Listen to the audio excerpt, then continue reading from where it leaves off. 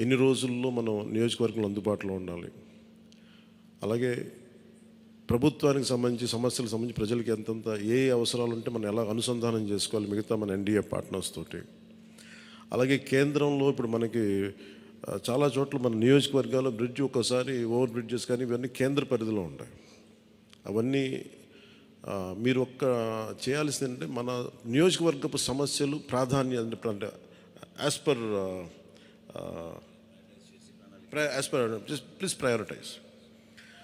Prioritise చేసి మనం కొన్ని కేంద్రం ద్వారా జరిపించాల్సినవి ఉంటే అది చేద్దాం. అలాగే ఇది మనం దేనికోసమైతే నిలబడ్డామో మాట ఇచ్చామో వాటికి నిలబడతాం. అలాగే పాలకొండకి మనం వెళ్ళినప్పుడు అక్కడ ఏనుగులు వచ్చి పంట పొలాలు ధ్వంసం చేస్తాయి.